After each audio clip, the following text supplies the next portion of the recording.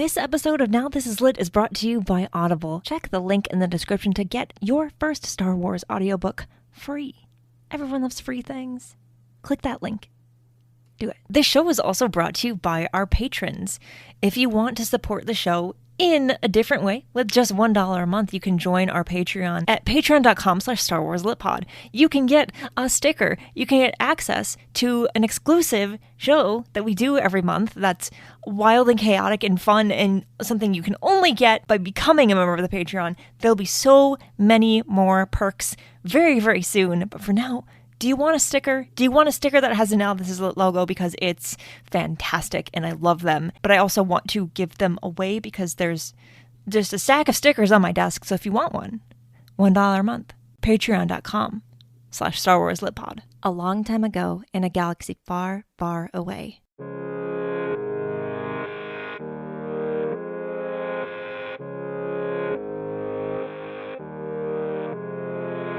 You are listening to Now This Is Lit, a podcast about Star Wars books, the people who make them, and the readers who just can't get enough of them. I'm your host, Meg Dowell. I use she, her pronouns. Today, I'm talking with Brandon from Talking Bay 94, talking with a Talking Bay 94 host, the Talking Bay 94 host. I've wanted to talk to Brandon for so long because Brandon is a fellow Star Wars Insider writer. He's also written for StarWars.com, and he's working on a new project that's officially Star Wars that is coming out really, really soon. And I hope you're excited about it. If you don't know about it, he's going to tell you about it. Brandon and I actually have a lot in common when it comes to our Star Wars reading journeys, and I didn't really know that going into this conversation. And so it's one of those chats that I don't get to have very often, which is discovering in real time that you picked a really, really good guest for a show that you love making. I love all my guests, but some of them are especially delightful to talk to, and Brandon is one of those. I hope you enjoy hearing about the possibly one-of-a-kind school library that Brandon had when he was very young and getting into Star Wars books. I am jealous, and that's okay. I think jealousy is warranted in this particular circumstance. Let's listen.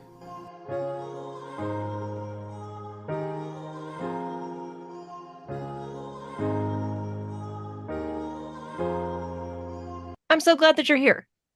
I am. Thank you for having me. I'm glad to be here. Yeah. It's weird sometimes to me. Just like I know of people from Twitter, and like we're all like, as Star Wars fans, like, a lot of us are in like the same like circles, and like you're interviewing someone and I'm listening to it, and like someone will like a thing or retweet a thing, and then you finally find a reason to like actually sit down and talk, and you're like, this is fun.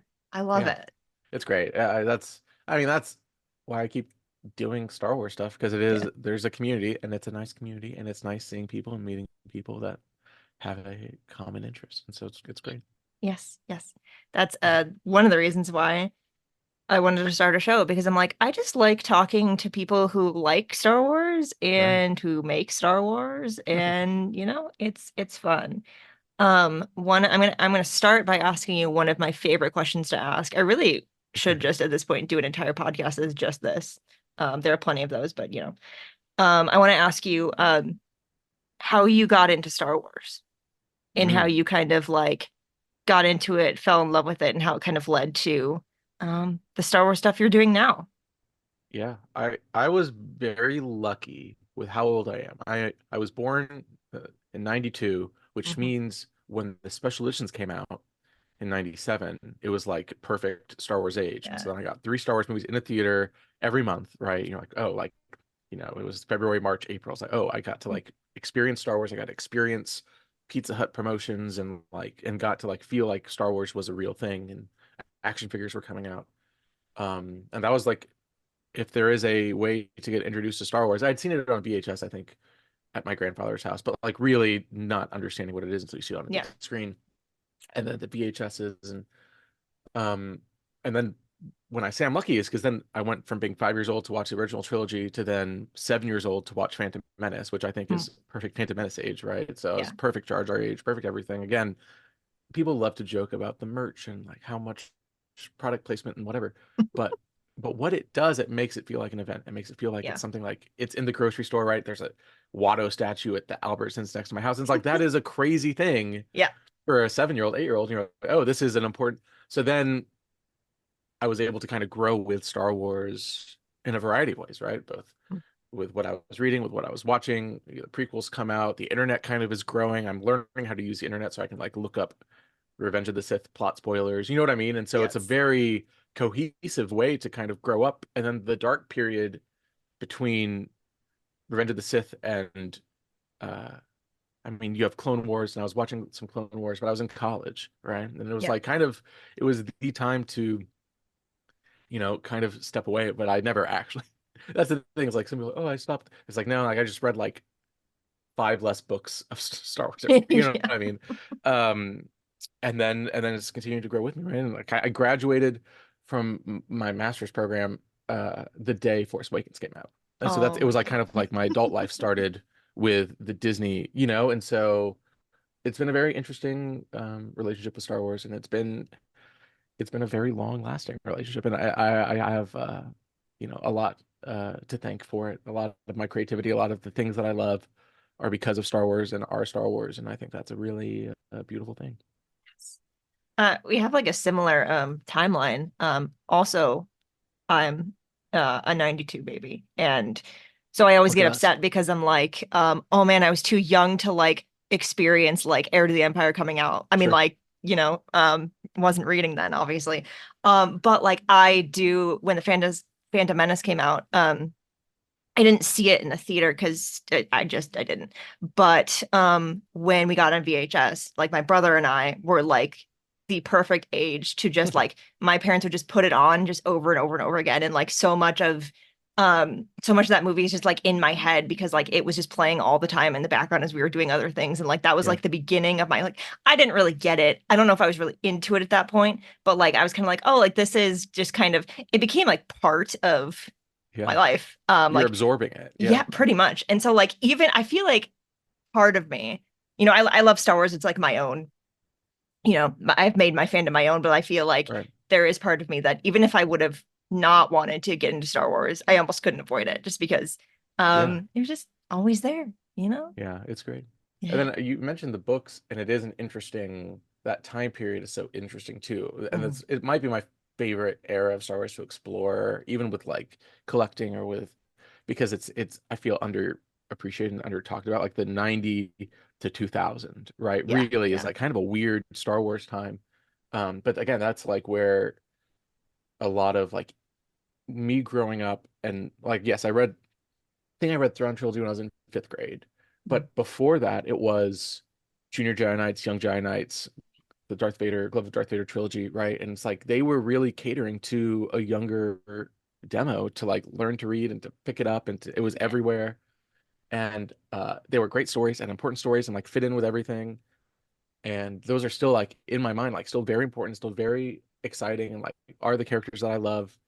Uh, and I feel very lucky that like again a 10-year-old is like, oh, this is my Star Wars. I'm cultivating a Star Wars galaxy, and so it is very. And then I got into the quote unquote adult Star Wars books. But for a Yeah. moment, when you have just like specific Star Wars for children, that is not really kiddie. It was just like maybe written a little less and a little less complex, and it was a little shorter, but it was still very, very much Star Wars.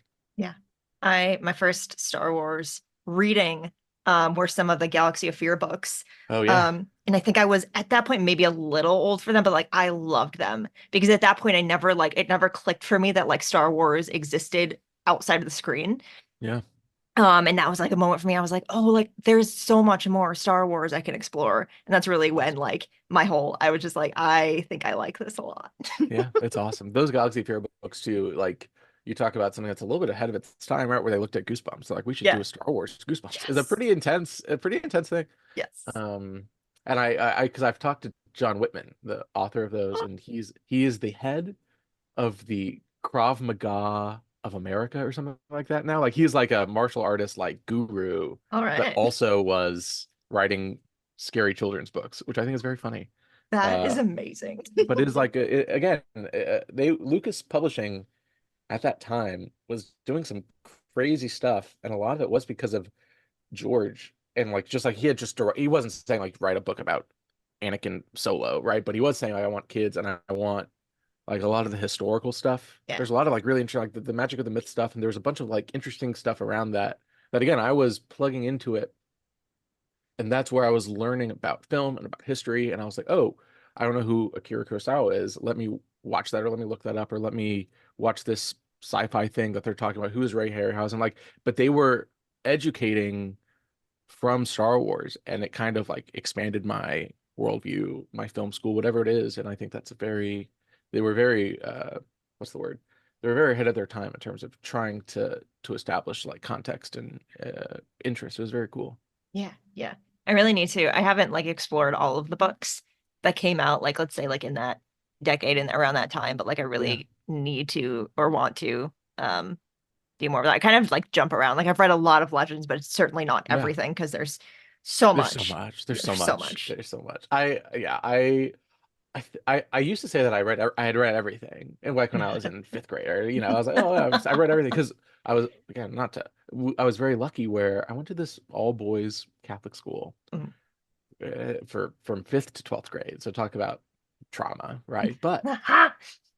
But they had maybe the most incredible library of all time, right? Like, and it was 40 boys a class, so it was a very small school, but Mhm. the library was incredible. It was a beautiful library. No one really, I mean, people used the library obviously, but like the librarian had purchased pretty much every Star Wars book as they came out, right? What? It was a boys' school, so like, oh, we'll just buy every Star Wars book, and so, and no one was checking these out. And I had a few friends, and I got them to read like New Jedi Order and stuff with me, but like I would check out a book probably once a week and just kind of like read it under my desk or bring it home or whatever. And so like I was able to churn through a lot of Star Wars where now I'm like, do I remember what Children of the Jedi was about? I don't think so, right? But I remember like at least checking it out or so, you know what I mean? But Yeah. like, but it was a very, again, informative time for me where I was like, oh, I can just like read whatever I want. Because I was also, I don't know about you, I was trying to figure out like what do adults read, right? I love to Yeah. read, and I was like, oh, like I guess adults read John Grisham and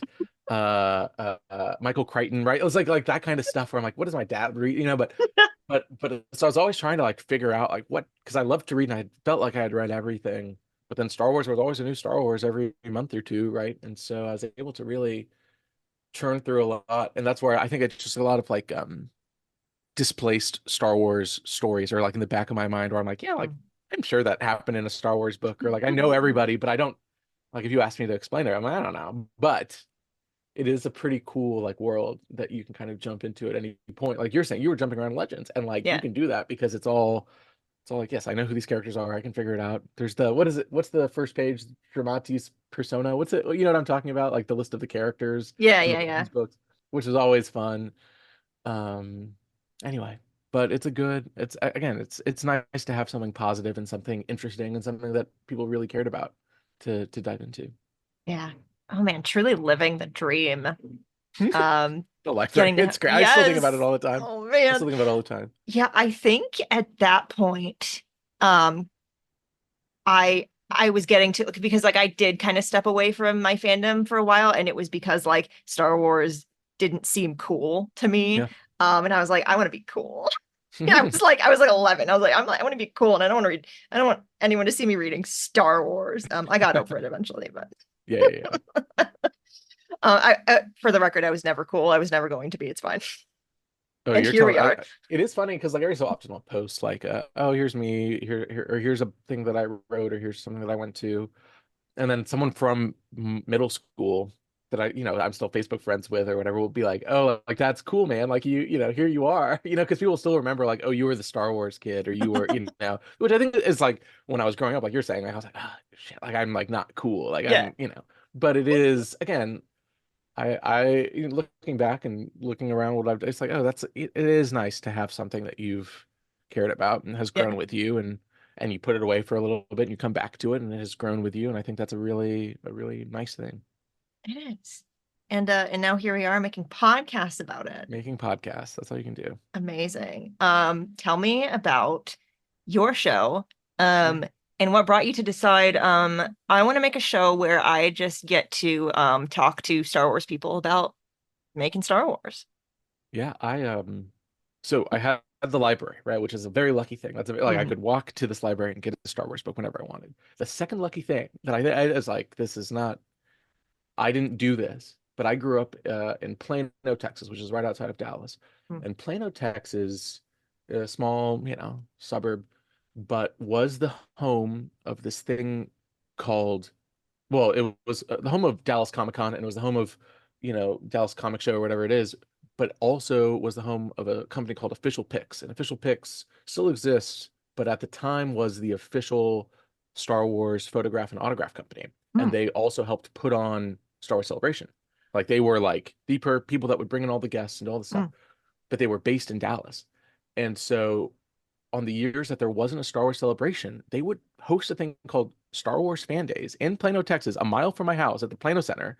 And they would bring in these just insane guests. Like Ben Burt would be a mile from my house Oh signing God. for free, right? And you're like, oh, like this is insane. They would have like Carrie Fishers and the big people, but they would bring like crazy behind the scenes people, Matthew Wood, David Acorn. Like you're like, oh, like I posted like it was Dave Filoni's birthday yesterday, and I posted a photo of me and Dave Filoni. They brought in the entire cast of Clone Wars a week after Clone Wars premiered, the Oh my movie, God. right? And they brought in all these people, and everyone was like, "Oh, Clone Wars sucks," right? But I am, how old was I? Like, I'm a teenager, and I'm like, "Oh," but for $25, I think it was, they gave you a Clone Wars double-sided theatrical poster, and you got autographs from everybody, Matt Lanter, uh, Ashley Eckstein, and then Dave Filoni was just like walking around, and I was like, "Dave Filoni, can you sign this?" And it's like, again, I was just very lucky where it just felt, I was like, oh, everyone probably is being able to do this, but like it was like a unofficial official Star Wars celebration a mile from my Mm. house, probably 3 or 4 times, right? Yeah. Um, but that again combined with those books I was talking about, and again, Lucas was very set on like the behind the scenes documentaries and the making of books and the art of books, right? Again, those were the books that I loved. Uh, and would check out and read and buy and pour over. And so those names, like the Ben Burts, like the Dennis Murans, like all those became like as important, if not more important, than Carrie Fisher or Harrison Ford or whatever it is to me, Mm. right? And so I was able to really kind of contextualize that in my mind.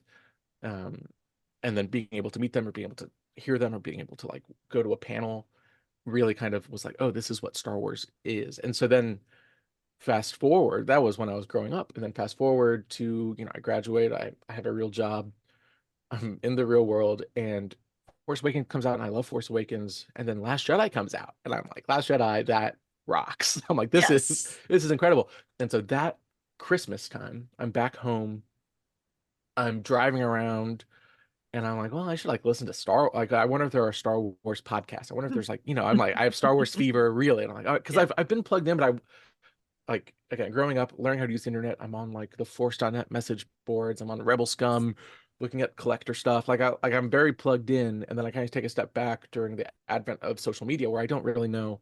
And I'm like, oh, I wonder if there are podcasts still. Like I used to listen to a few, and then and I found Blast Points. There was an article Mm. on AV Club, um, and the headline was like the most pedantic Star Wars podcast ever or something. And it was like this episode they discussed the different audio mixes from A New Hope or something like that. And Mhm. I'm like, this sounds incredible. Oh my God. Like, and so I listened to it, and then I listened to like I think 30 more episodes during that Christmas break. And I'm just like, this is the kind of Star Wars that I like. Like the very like alien focused, creature focused, behind the scenes focused, fun focused, like, oh, here's the weird Star Wars, right? Not just like Mm. lore, but like, you know, the stuff that makes Star Wars different than the other sci-fi franchises that I like. Um, and so I texted my buddy who I worked with, and I was like, we should do a Star Wars podcast. Mm. And he's a very technical guy, Jason Koslerich. He's still my producer. Um, and I was like, what would it be though? And at the same time, I was listening to Blast Points. The other podcasts I was really gravitating towards were interview podcasts. Where the Nerdist at the time was very big. I still listen to Mark Maron, and those kind of one-on-one podcasts I was really enjoying. And I was like, well, they don't do that. Again, you kind of look, like, what do people do right now? What are people doing? And Mm. no one was doing that for Star Wars specifically. And again, I kind of combined that idea with me growing up and like meeting people. And then I don't know, this is kind of when I was growing up in the advent of like Facebook, at the time with Facebook, you could find pretty much anyone on Facebook, right? You could find Yeah. someone's personal Facebook if you just tried. And some people would have like their middle name if they were famous, you know, or something. You could figure it out. Or you go to the friends list, you figure it out. And so during that time, I had like friended a few Star Wars quasi celebrities as well. You know, like, oh, I know this name. You know, so like all that to say, then I'm kind of looking, and I had a couple just like tangential connections to like a couple random people, a couple random talent agents, and I was like, I bet I could at least put together a list of like 5 people that worked on Star Wars for like, and then grow from there. And it worked. And it, you know, we did a few episodes, I banked a few, and then I released the first episode of Talking Bay when Solo premiered, right? So that was 6 months later. And then it just kind of grew from there. It was very nice. And I'm sure you've experienced it where it's like, you know, I would interview somebody and then they would recommend me to one of their buddies from the convention circuit or something like that. And it really grew. The one who really, I think it was my second or third interview was with Gerald Home, who I'd met briefly at a convention. He played Tessic. He played Squidhead in Return of the Jedi. And we talked about editing before we started recording. He has a photographic memory. He had a photographic memory of like his time on Return of the Jedi. And so we probably talked for 2 or 3 hours. And he like loved to storytell, but it was an early podcast. And so I had edited it down to maybe an hour. And I like, took all of his stuff and I turned it all around. I made it work. And he emailed me. He's like, wow, it never sounded better. We're like, yeah, because I cut out 2 hours of you. You know what I mean? Like, but then he started recommending me to all of his other Jabba's Palace friends and everything, and like, and then kept in touch. And he passed away a couple years ago, but he really was like the person that like made it possible because he recommended me to people. He like vouched for me, and then it just grew from there. And I got very lucky a few times, and then like I'm sure you've done as well. Like I started kind of like shooting my shot a little bit. I reached out to publishers, and then the first time I really kind of like felt like I was like, oh, this is a real thing was that summer at Comic-Con was when the first Thrawn book was coming out, the first new Del Rey Thrawn. And I had reached out to my local bookstore because they were going to have Timothy Zahn come. And I was like, yeah, I would love to promote your Timothy Zahn appearance or whatever. And because Del Rey had not answered any of my emails before that, right? I'd only had maybe 10 or 12 episodes, right? Yeah. But then that bookstore was like, oh, I'll connect you with the Del Rey PR person. So then they had to be like, oh yeah, okay, yeah, we'll set you up with a Timothy Zahn interview. Are you coming to Comic-Con? And I was for work. And so then I got to interview Timothy Zahn, who was growing up my favorite author. I never had gotten to meet him. He had come to Dallas maybe once or twice, and I was always out of town. And so I got to meet him and interview him backstage at the Del Rey booth at Comic-Con, right? And like it was just me and my producer, Timothy Zahn, and Timothy Zahn's wife. And got to talk to him. And it was like, I was like, this, like if nothing else happens, this was it. Like this was the best. And yeah, I've had a lot of opportunities like that since. And I'm always just so thankful because it is a crazy thing. So yeah, that John Jackson Miller was that for me, that moment. Because I was looking for podcast ideas, and I was like, hey, it's going to be the 10-year anniversary of the Kenobi novel, which was last year. And I was like, I wonder if like he's doing anything for that. And so I just like I had his email for something that I reached out to him previously for. And for some reason I still had it. I didn't think I did. And I was like, what if I just emailed him and asked him if he wanted to do something? And he's like, no one else has asked me. Of course I'll come and talk to you. And I was like, what? It's like, are you sure?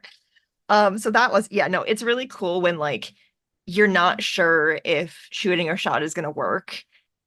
But the thing I've definitely realized about like Star Wars creators is like so many of them genuinely love Star Wars and love what they do, and they're so down to just like do anything. They're like, yeah, of course I'll talk to you on your podcast. I'm like, well, my podcast is nothing, but I'm delighted. Thank you. It is. You brought up John Jackson Miller, and that was also your first insider piece. It was. Right? It was because my first insider piece was Timothy Zahn, right? And so it feels like it's a very full like, and again, that was insane, right? Because I'd pitched. They're like, oh, do you like? You have an idea? I'm like, oh, my idea is like it is I think it was the 25th anniversary of Heir to the Empire, right? Is that right? Or whatever it was, 30th. And they're like, yeah, that's great. We'll connect you. We'll make it happen. And so then again, I grew up reading Insider. I was like interviewing Timothy Zahn. I'm trying to remember the exact day because what it was the day after, the morning after the Mandalorian episode with Ahsoka, and with her saying, where's Grand Admiral Thrawn, right? Oh my God. And so then the next morning, I'm interviewing Timothy Zahn. We have our interview. It's great. And I'm like, good, thank you very much. And I stopped recording on the Zoom. And then I was like, oh, did you see Mando last night? Yeah, like, talk about Zahn, talk about Thrawn. He was like, yeah, it's crazy. And so he kind of knew, but he didn't. And then, so then for the next 20 minutes, he, again, not recorded, just me and him on a morning interview, was then his fan theories about what that meant about Thrawn in the Mandoverse. And I was like, this, I mean, again, talk about full circle and talk about like really like just appreciating the moment that you're in, and shooting your shot, as you were saying. Like I was like, oh, like, again, like if that was my only insider piece and that was my only interview and whatever, like this is it. Like that is awesome. And so it all works out. It all, if you work hard, and like if you work hard and you reach out and you're good to people, it is some really nice things happen. And I think that's a very cool thing that especially Star Wars can facilitate. Yeah. And like, you know, in like professionally or whatever it may be, a lot of people talk about like networking. But like when you say like it's about who you know, it really is about just like making those random connections, and you never Yeah. know who's going to be like, oh, you should talk to so and so. Let me connect. Like it just happens because people like if they enjoy talking to you, then they're like, oh, like someone else that I know would also enjoy talking to you. And like, because people are just nice like that. People are like, yes, of course you should talk to more people, or you should talk to my favorite person because I like them and your Yeah. show is cool. It's also, again, like on the flip side, even again, I don't even want to say I've had success because I haven't had success, but it is like even in the small amount of like connection that I have, because I've been very lucky where, like you're saying, some people have vouched for me, or some people have like brought me into a circle that maybe I don't feel like I belong into, but they were like, oh, like Amy Rakow is a great example, right? She is such a champion of other creators and other Yeah. authors, and like you were saying with Star Wars, part of part of you is like, oh, that's crazy that someone would vouch for me, because it does feel like, oh, if you're in Star Wars in any capacity, then Yeah. you want it for yourself, or you want to keep it for yourself. You want the opportunity. Everyone's kind of working for the same opportunity, right? There's only so Right. many Star Wars things a year. Yeah. But what I've experienced with Amy or with Kelly Knox or with Kristen Baver, or whoever it is, like everyone wants to just kind of like champion and encourage and help and answer Yeah. questions or whatever it is. And that's also, again, like even if a small amount of help from somebody, then I feel obligated is the wrong word, but it's like, oh, then it's also your job to continue that legacy Yeah. and to like vouch for other people, or to bring up other people, or to champion other people, and encourage new voices or interesting voices or whatever it is. And again, I think that's, I don't have that many experiences in other fan communities. I'm in like the Tolkien world to an extent, but not as like a formal creator. So I don't know if it's the same in other places, but it is, again, very it's very nice and very cool that Star Wars and the Star Wars creators are like that. And again, like what you're saying, like talking to somebody or getting to go to a celebration or a convention or a premiere, whatever it is, and you just go and go like hang out. You're like, oh, like this is what I like. Like I love Star Wars, obviously, but I also love just being around like good people. Yeah. And so it's great. Yeah. And there are so many of them in this space.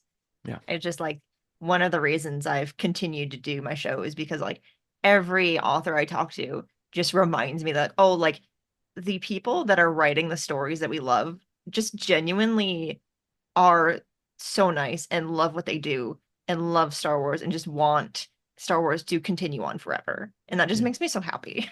Yeah.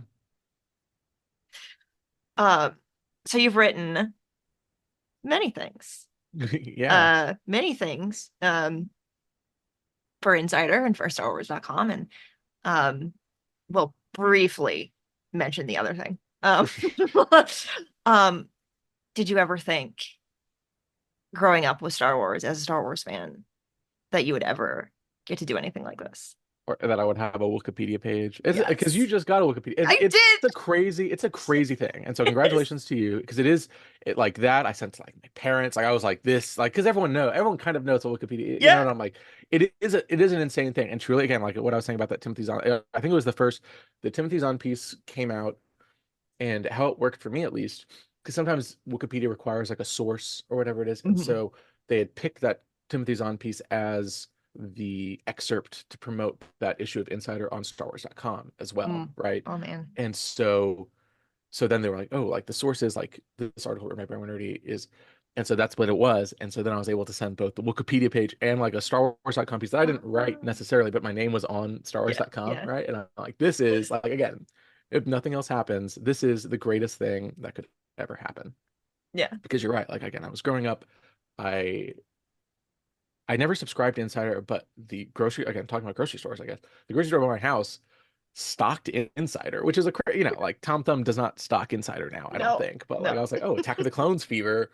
I'm gonna buy Insider. Insider was the first place I learned about Indiana Jones. Like, again, like I was 8 or 9, right?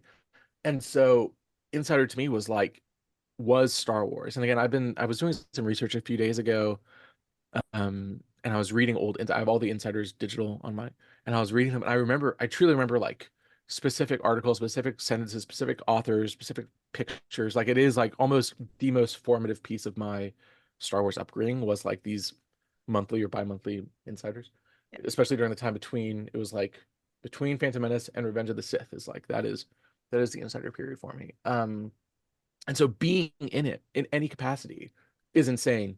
And then being in it to put interviews in it is like the extra cherry on top, because it is going all the way back to talking about those like history books and the making of books and behind the scenes books.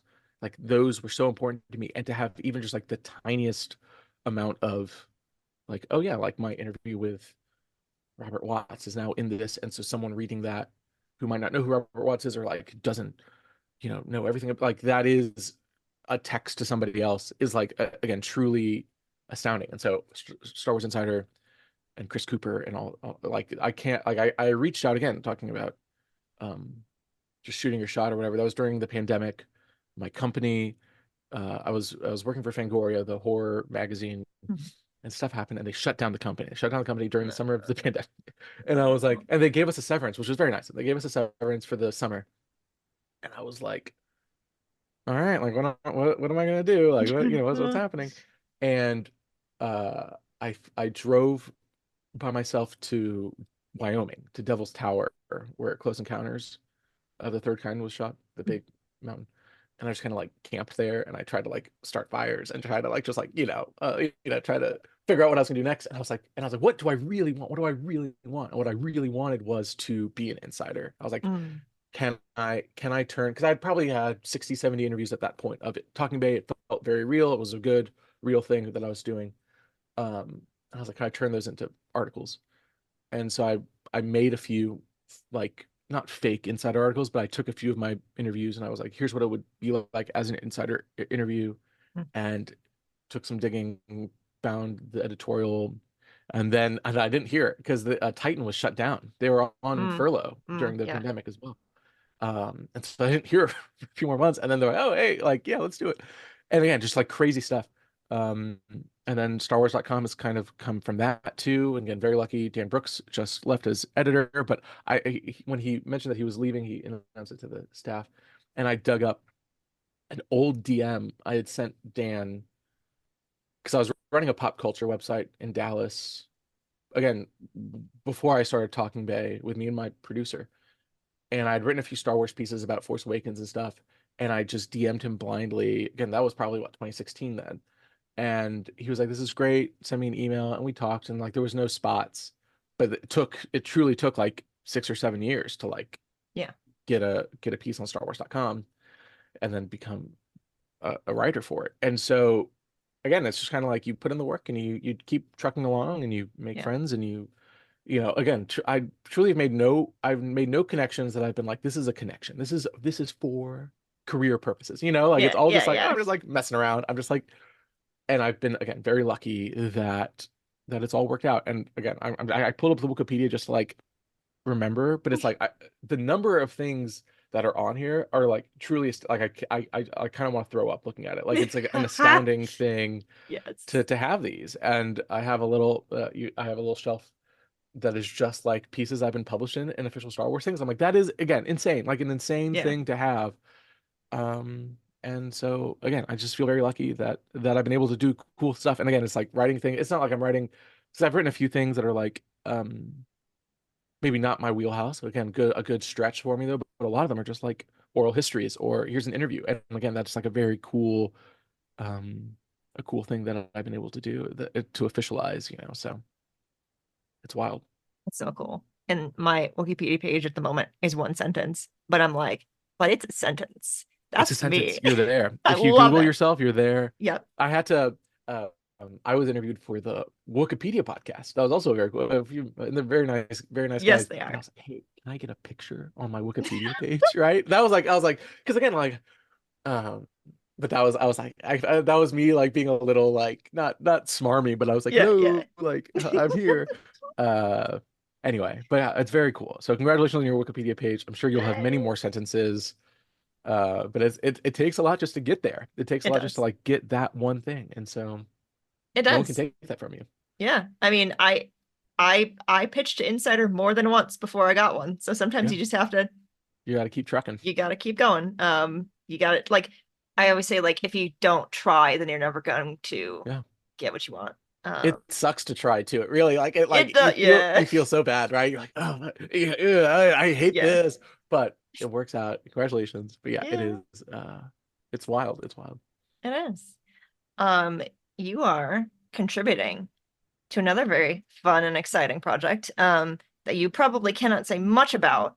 But for those who have not heard about it, if you want to just give everyone a heads up of what's eventually Yeah. coming. Eventually, yeah. Eventually, the updated.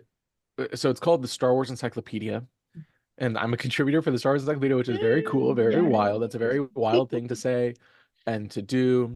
And it's a great other group of contributors. And then we're building on the backs of other, like, again, people that I've like read for a very long time, Mhm. like the Cole Hortons and the Jason Fries, right? Like those people, because it's based on previous DK work, right? And then we are just expanding on that and growing on that. And I think the last time it was updated was maybe before even Mando. And so there's a lot of Star Wars that has come since the last update. And so it's very comprehensive to a point. We all have our different specialties. We all worked on different things. And I was able to work on a lot of great stuff, a lot of stuff tied to publishing. So I did a lot, and it was all the work was mostly last summer and fall as well. So it's taken a while because it's again very intensive of how they Yeah. put it together and Yeah. all the approvals and stuff that are needed. But during that period, it was very fun to like. I read so much Star Wars. I read so much Star Wars, and I felt Darn. but I also didn't like add it to my Goodreads at all. Like I was like like because it was like no, skimming is the wrong word, but it was so much. And Yeah. I have Marvel Unlimited as well, and so it's just like a constant like let's just read everything possible, Yeah. and like find every appearance and find every note. And it was a lot of fun to dive in to a lot of the stuff. And so I'm excited for people to read it. I'm excited to see it. They sent us I'm excited to like hold it and see it. It's Yeah. gotten delayed a couple times. I think it's coming out now in October or November. Yeah. But it'll happen. And so it's exciting stuff. But yeah, great group. Really really fascinating to kind of see the inner workings of that process because I did interviews for Timelines Mm-hmm. and talked through again some of the same contributors that then worked on Encyclopedia with me, but like that was obviously a very intensive process and they were starting from scratch and a lot of spreadsheets, a lot of stuff. And Encyclopedia had a lot of that as well. And it was kind of cool being like, oh, like this is how it works. This is how the process happens. Yeah. And being again a very small part of it is still very, very cool. Yes. And it does saying the thing I'm most grateful for is again saying like why I write for Star Wars Insider, StarWars.com. My in-laws can be like, yeah, I understand. But like saying, oh, I helped write the Star Wars Encyclopedia, people are like, oh, like that. I can understand that Yeah. context. I understand what that Yeah. means. So that's how. So that more than anything, I'm very grateful for Yes. that title. That title is very helpful, just to explain to like aunts and cousins and stuff. So cool. From getting Star Wars books at your school library to this. I know. Pretty I cool. kind of I'm like I'm debating because I want to make sure that the library has the Star Wars Encyclopedia, you know. But again, like talking about like I don't want to like be weird about it, you know. But I'm like, oh, I could donate it, like you know what I mean. There you go. That could be fun. But I that is kind of like in the back of my mind, I'm like, that'd be really cool. I mean, a really cool thing to do. So we'll see. I'm waiting. It has to come out first. It has to Right. come out first, and then I can daydream about it. Right. Well, I'm looking forward to that, and I'm hoping that everyone else will check that out when it comes out. And I don't know, maybe we'll talk again Maybe when we'll that talk happens. again. Yeah, Yeah. yeah, yeah.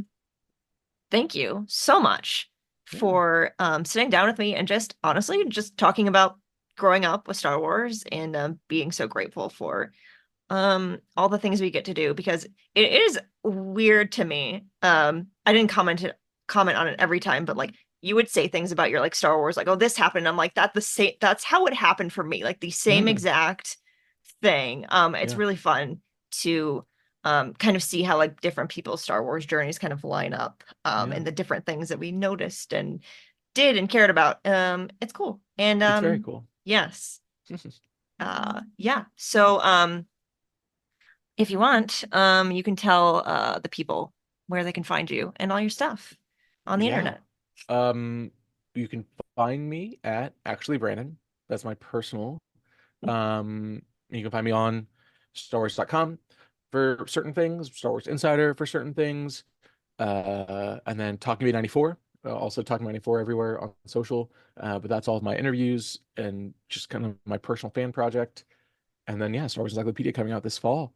All happening. And then you can find me on Hunters right now at actually Brandon. That's what I was spending the most time doing. And having a blast. It's a lot of fun.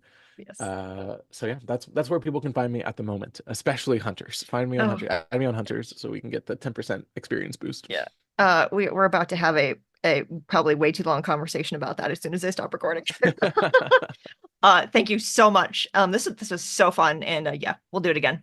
Thank you so much. What an honor to be asked. Thank you for asking me, and thank you for letting me gab about my Star Wars journey. It's always great, and congratulations again on joining. It's a small circle, so and it takes. I know how hard it takes to get to even one article, let alone I'm sure many more. So yeah, congrats. thank you.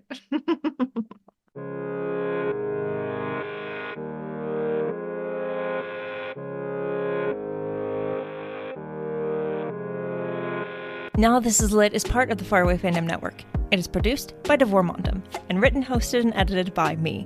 Jose Jimenez designed our podcast art. You can keep up with the show on Substack and Now This Is Lit, and find the show wherever you get your podcasts. There are so many ways you can support the show, and all of those ways are linked in the show description. The newest way is to become a member of our Patreon. For $1 a month, you can get access to an exclusive show and a sticker. And if we get 500 people to support the Patreon per month, I can hire an editor. That would be great for me, and maybe for you too. So if you'd like to support the show with just $1 a month, you can do it that way. Or you can just keep listening and sharing the episodes. That is also helpful, and I appreciate it. For more book reviews and Star Wars Book Celebration, follow Star Wars Book Reviews on Instagram and TikTok.